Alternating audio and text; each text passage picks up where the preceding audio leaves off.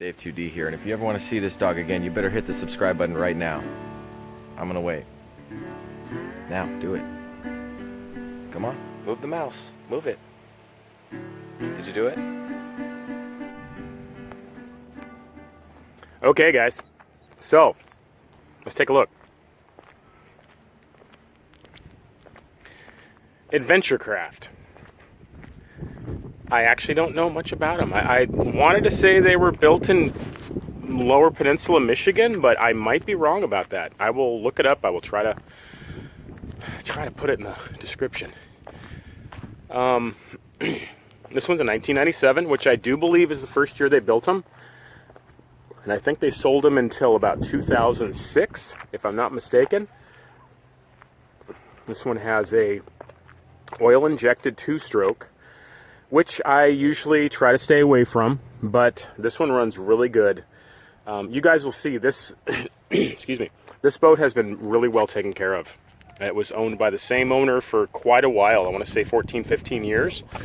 The fellow that I bought it from, down in Missouri, which I believe he's on my channel now here, and hello, and thanks for taking good care of it. And I got a pretty good deal on it. These pop up. You'll see them if you know what you're looking for. You'll find them for sale occasionally. Though they are one of these oddball boats that are kind of have a cult following, which is often what I gravitate towards, not on purpose, but it just, I'm kind of always looking for a boat that does, you know, I don't know, a lot. And there's not, you know, that's an odd kind of boat usually. And you can see these are definitely odd boats. If you do a little research on another boat called a Yukon Delta, I will try to put some information also in the description below about them. They have been, I don't think they sell them anymore, but they were around for a long time, 30 years, I want to say at least. And they have the same kind of general approach about boats that this Adventure Craft does, which is very shallow draft, big cabin, riverboat style hull. Not as good a quality normally as these Adventure Crafts, but cheaper and more abundant. And if you decide you like this one after watching my channel for a while and some of the adventures we do, and you can't find one of these, I would say maybe look for a Yukon Delta. Some of them had inboards, which I would, you know, probably stay away from. And some of them had outboards, which I think are more popular. Okay, Adventure Craft. Back to this one. Well, it's on a great trailer. Updated trailer, I-beam, all aluminum. Thing's a beast. It just tows down the road beautifully. My Tundra just pulls it like, you know, like it's awesome. Very easy to tow. Not all the boats you buy, even doesn't really often matter what size they are. And this one's, you know, fairly big, 28 feet. It's a good sized boat for a trailer, and it tows really easy. Let's take a look inside. So it has these kind of odd plexiglass doors, and you walk down inside. Now, if you do research on these, you will see that some people talk about how the interiors are kind of laid out, you know, I don't know. They could have done better, but if you think about it, you know, what else could you do? You're stuck at 8.5 feet wide. You know, this is basically just a hallway down the middle with these 4 bench seats, which, you know, this turns into a bed. You know, you have some planks right here. Got this little kitchenette. You've got your little bathroom. And then you have these 2 more bench seats back here, which you can also turn into a bed. This is probably the one I'm going to use if I don't just crash out, you know, there, and the Beagle lays there.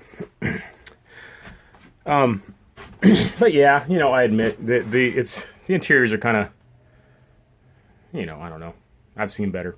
I think the Shanty Beagle probably had a more appealing interior just for my taste, but I'm not complaining. I'm just, you know, pointing it out. They have these interesting helm seats that fold forward. You can see this one is folded forward, you know, to get out of the way, but you can put it down if you have a passenger.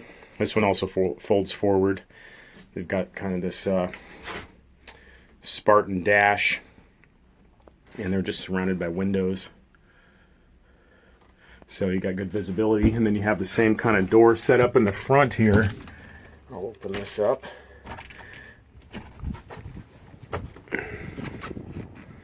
And you come out onto the deck, and you've got your anchor locker, and you got some storage compartments. There is cushions, formed, shaped cushions for both the front and back, which I have those in good shape.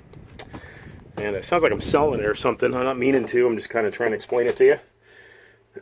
And yeah, I don't know if it's coming across some video here, but it's in really good shape. You know, it's just they're pretty basic, simple, straightforward boats.